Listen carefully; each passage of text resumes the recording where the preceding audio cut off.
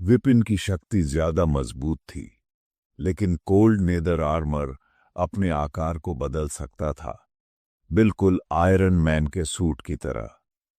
समान शक्ति के बावजूद विस्फोटक हमलावर शक्ति पूरी तरह से अलग थी। उसकी सफलता को देखकर एल्डर भुवनेश्वर अभी भी दृढ़ रह सकता था।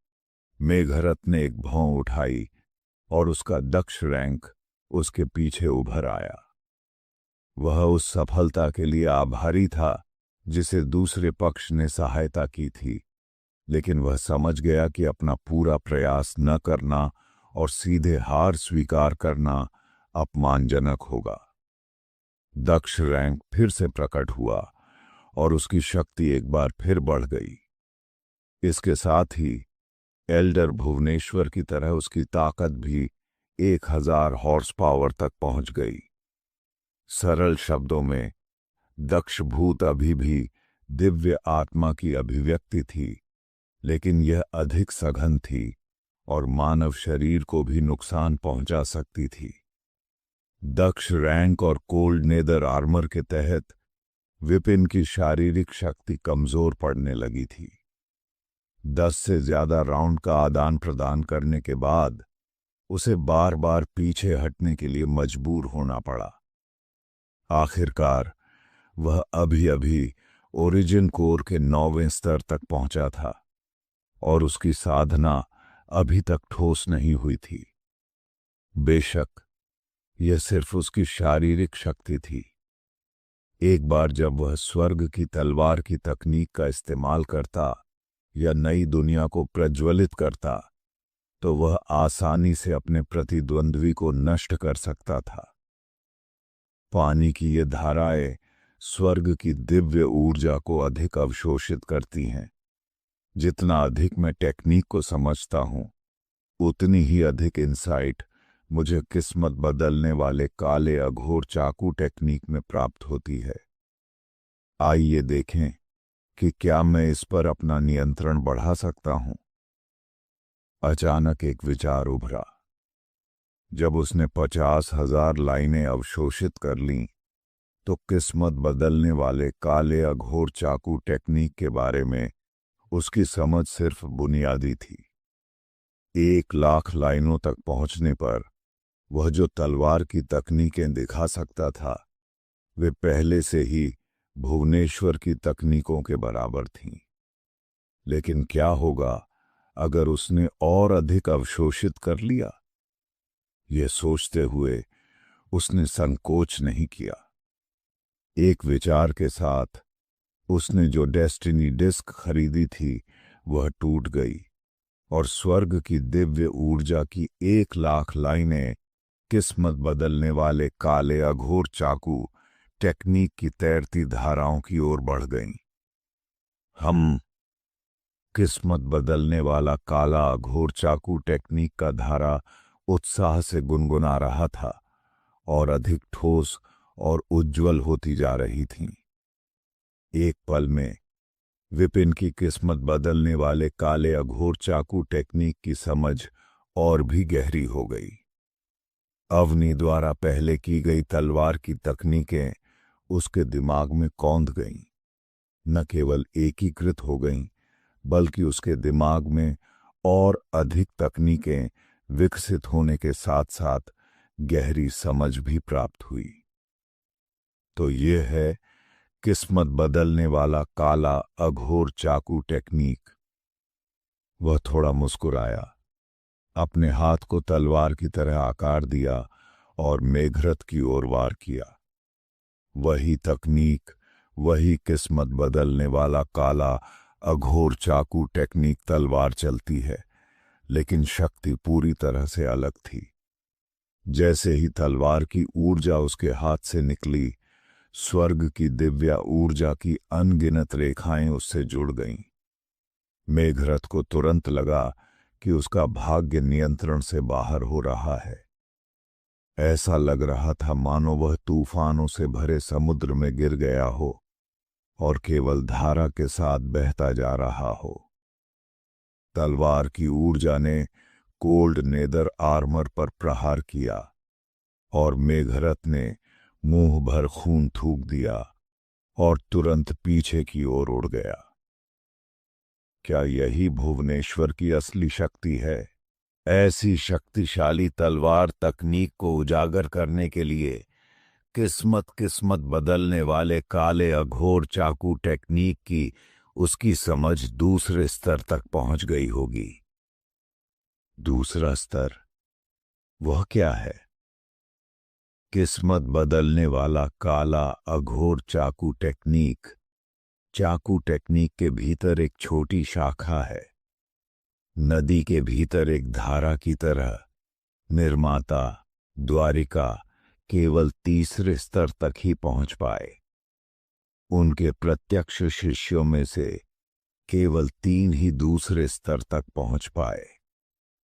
एल्डर भुवनेश्वर हमेशा से ही पहले स्तर की समझ रखने वाला व्यक्ति रहा है, जिसे अघोर चाकू क्लैन में एक सीमांत व्यक्ति माना जाता है। अब जब वह आगे निकल गया है तो वह अब कोर में शामिल होने में सक्षम हो सकता है। भुवनेश्वर की अभिव्यक्ति अधिक गंभीर हो गई। पहले उसने दूसरे पक्ष के लिए दक्ष रैंक साधना पद्धति खोजने का वादा किया था, लेकिन अंदर ही अंदर वह हिचकिचा रहा था। अब वह इसे टालने की हिम्मत नहीं कर सकता था। किस्मत बदलने वाला काला अघोर चाकू टेक्निक के दूसरे स्तर तक पहुंचने पर एल्डर भुवनेश्वर की ताकत निश्चित रूप से सोर्स पूल दायरे के 9वें स्तर को पार कर जाएगी और भी अधिक ऊंचाइयों तक पहुंच जाएगी। मेघरथ हारने वाला है। निजी कमरे में मेघराज ने अपना सिर हिलाया। यद्यपि उसका छोटा भाई दक्ष रैंक क्षेत्र में प्रवेश कर चुका था और उसके पास कोल्ड नेदर आर्मर था जो उसकी रक्षा कर रहा था, फिर भी उसे हराना असंभव था।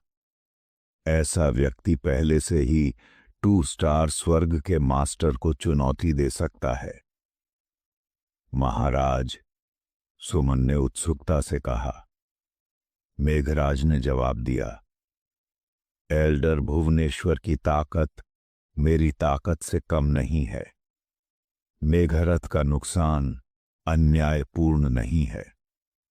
मैं इससे अधिक कुछ नहीं कर सकता। जेनिथ किंगडम, अघोर चाकू क्लैन। मुख्य हॉल में 10 से ज्यादा आकृतियां बैठी थीं। उनमें से एक बूढ़ा आदमी बीच में बैठा था, जिसके बाल बर्फ जैसे सफेद थे।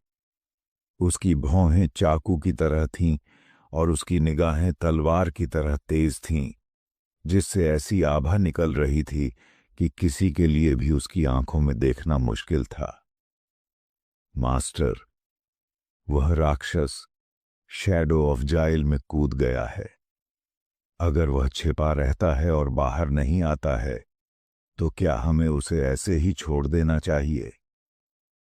एक अधेड़ उम्र के आदमी ने भौहें सिकोड़ी। शैडो ऑफ जाइल को डेस्टिनी डिवाइन डोमेन में 21वां स्थान प्राप्त है, जिसमें अनगिनत नियम हैं। पिछले कई हजार सालों में इसमें प्रवेश करने के बाद कोई भी जीवित नहीं बचा था।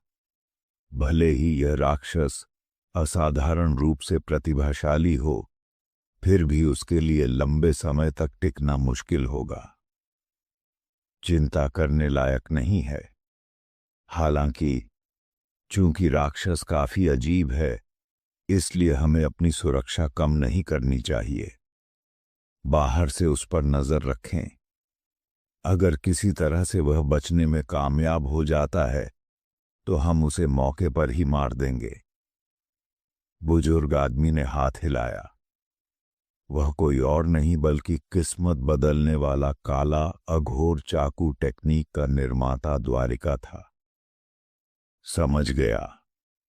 अधेड़ उम्र के व्यक्ति ने सिर हिलाया और दोबारा बोलने ही वाला था कि अचानक उनके सामने मेज पर रखी एक चाकू जोर से हिली। यह द्वारिका की निजी तलवार थी। जो किस्मत बदलने वाला काला अघोर चाकू टेक्निक के बारे में उनकी समझ का स्रोत थी। उस समय द्वारिका ने इस ब्लेड को चलाकर किस्मत बदलने वाला काला अघोर चाकू टेक्निक का सार समझ लिया था और इसी से उन्होंने संप्रदाय की शैली बनाई थी। क्या हो रहा है? द्वारिका एक पल के लिए स्तब्ध रह गई और जल्दी से मुड़कर देखने लगी। अचानक उसके सामने रखी धूप बत्ती में आग लग गई और स्वर्ग की दिव्य ऊर्जा की धाराएं चारों ओर घूमने लगीं, जिससे चाकू का आकार बन गया। यह किसी ने किस्मत बदलने वाला काला अघोर चाकू टेक्निक के दूसरे स्तर को समझ लिया है। अद्भुत! मैंने कभी नहीं सोचा था कि हमारा संप्रदाय एक और प्रतिभाशाली व्यक्ति पैदा करेगा। द्वारिका को एहसास हुआ कि क्या हो रहा था और उसका चेहरा खुशी से चमक उठा। धूप बत्ती जलाना इस बात का संकेत था कि कोई व्यक्ति स्वर्ग के भाग्य के उच्च स्तर पर पहुंच गया है। इसका मतलब था कि एक नया प्रतिभाशाली व्यक्ति उभर कर आया है, जिसने किस्मत बदलने वाले काले अघोर चाकू टेक्निक के दूसरे स्तर को समझ लिया है और अब वह 2 स्टार स्वर्ग के मास्टर को चुनौती दे सकता है। उनके केवल 3 डायरेक्ट स्टूडेंट थे जो किस्मत बदलने वाले काले अघोर चाकू टेक्निक के दूसरे स्तर तक पहुंच चुके थे। इसलिए इस स्तर पर एक अतिरिक्त शिष्य उनकी शक्ति को बहुत बढ़ा देगा। यह सुगंध दक्षिण पूर्व से आ रही है, जो माया वंश है। क्या यह एल्डर भुवनेश्वर हो सकता है? क्या वह आगे निकल आया है? अधेड़ उम्र का आदमी अपनी बात कहने से खुद को रोक नहीं सका। एल्डर भुवनेश्वर। उस घटना के बाद मुझे लगा कि उसके लिए कोई उम्मीद नहीं है, लेकिन उसने किसी और से पहले ही सफलता प्राप्त कर ली है। द्वारिका ने संतुष्टि के साथ सिर हिलाया, अपनी बाहें फैला दीं, जैसे कि वह खुद को तोड़ने के लिए ऊर्जा को अवशोषित करना चाहता हो। हालांकि उसे जल्द ही एहसास हुआ कि कुछ भी नहीं हो रहा था और आसपास का माहौल भयावह रूप से शांत था। कुछ गड़बड़ है। जबकि किसी ने किस्मत बदलने वाला काला अघोर चाकू टेक्निक के दूसरे स्तर को तोड़ दिया है, मुझे किसी भी स्वर्ग की दिव्य ऊर्जा का एहसास नहीं हो रहा है। क्या ऐसा हो सकता है कि उसकी किस्मत बदलने वाला काला अघोर चाकू टेक्निक समझ हमारे संप्रदाय से संबंधित नहीं है? द्वारिका की अभिव्यक्ति गहरी हो गई। अगर कोई स्वर्ग के भाग्य के स्तर को पार कर जाता है, तो संप्रदाय का नेता इसे महसूस कर सकता है और लाभ प्राप्त कर सकता है। लेकिन अब भले ही एक सफलता मिली हो, उसे कुछ भी महसूस नहीं हुआ, जो परेशान करने वाला था। शुभनाश, मायावंश में जाओ और स्थिति की जांच करो। अगर एल्डर भुवनेश्वर ने वास्तव में सफलता प्राप्त कर ली है और तुम उससे कुछ भी महसूस नहीं कर सकते, या अगर तुम उससे प्रभावित नहीं हो। द्वारिका की आंखें ठंडी चमक उठीं। अगर वह सफलता को महसूस नहीं कर सकता, तो इसका मतलब था कि वह व्यक्ति स्वर्ग के भाग्य के ब्लेड के लिए प्रतिस्पर्धा कर रहा था और ऐसे व्यक्ति को तुरंत समाप्त कर दिया जाएगा। समझ गया। मध्यम आयु वर्ग के व्यक्ति शुभनाश ने अपनी मुट्ठियां भींच लीं और झुक गया। वह हारने वाला है। मेघरथ की किस्मत पर दांव लगाने वाले लोगों को निराशा की लहर महसूस हुई। यह राजकुमार था, माया शहर में युवा पीढ़ी का आदर्श, और कोल्ड नेदर आर्मर में भी वह हार रहा था। एल्डर भुवनेश्वर वास्तव में कितना शक्तिशाली था, जैसे ही हर कोई हताश होकर अपने टिकट फाड़ने के लिए तैयार हो रहा था, एल्डरलिंग, जिसने अभी अभी मेघरथ पर हमला किया था, अचानक लाल हो गया और मुंह में खून थूक दिया। अच्छा नहीं, उसने जरूर कोई निषिद्ध तकनीक इस्तेमाल की होगी और उसका उल्टा असर हुआ होगा, इसीलिए उसका हमला इतनी जबरदस्त ताकत के साथ फटा। अगर ऐसा है तो कौन जीतेगा ये अभी भी अनिश्चित है। सभी को अचानक उम्मीद जगी और वे मैच देखते रहे। मेघरथ ने भी एल्डरलिंग की हालत देखकर यही सोचा और फिर से उस पर हमला करने की कोशिश की। हालांकि एल्डरलिंग के खून थूकने के बावजूद उसने हठपूर्वक डटे रहने की कोशिश की और एक बार फिर अपने प्रतिद्वंद्वी को उड़ा दिया। 7 या 8 राउंड के बाद वे दोनों जमीन पर गिर पड़े, फिर से उठने में असमर्थ। क्या यह? दर्शकों ने भ्रमित दृष्टि से देखा। उसी समय भीड़ में से किसी ने पता नहीं कहां से आकर कहा, दोनों गिर गए और उठ नहीं सकते, क्या इसे ड्रॉ नहीं माना जाना चाहिए? रेफरी चुप था। यह एक मुश्किल स्थिति थी। यह कहना असंभव था कि मेघरथ जीता और यह कहना कि एल्डर भुवनेश्वर जीता मेघरथ के लिए भी उचित नहीं था। वास्तव में यह एक ड्रॉ था। यह पहली बार था जब किसी ने जीवन मृत्यु के द्वंद्व को इस तरह समाप्त होते देखा था। मास्टर, रेफरी ने पहले कभी ऐसा अनुभव नहीं किया था, इसलिए वह कोई निर्णय लेने की हिम्मत नहीं जुटा पाया। वह झिझकते हुए एक निजी कमरे की ओर देखने लगा। लावण्या ने भौहें सिकोड़ी और आखिरकार सिर हिला दिया। ठीक है, मैं इस द्वंद्व युद्ध का परिणाम घोषित करता हूं।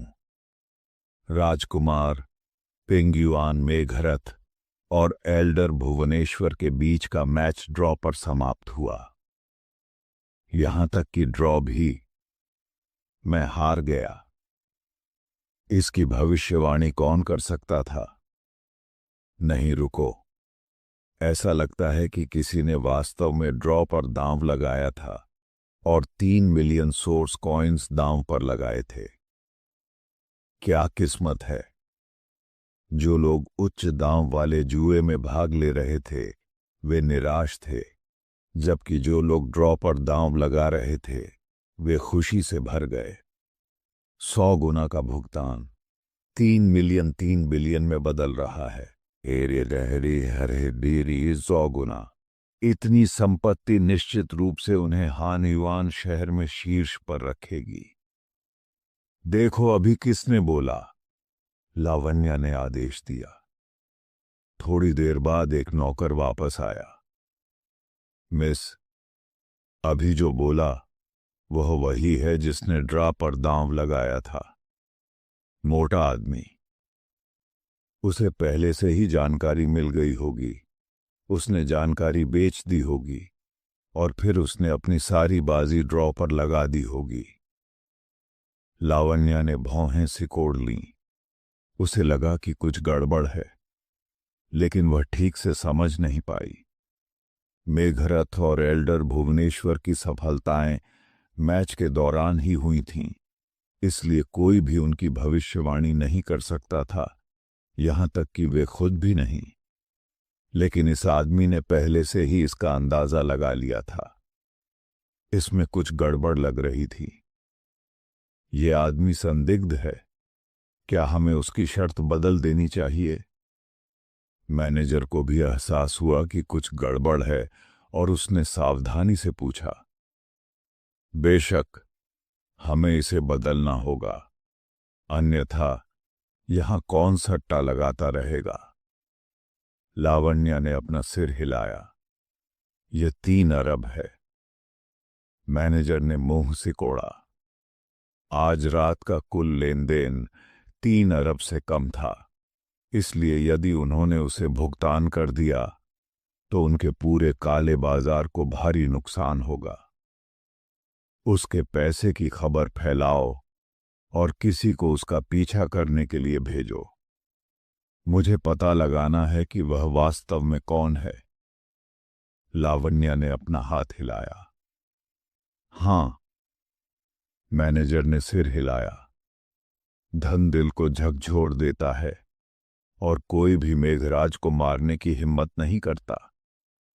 भीम रैंक के शिखर पर अचानक कहीं से प्रकट हुए किसी व्यक्ति के लिए जीवित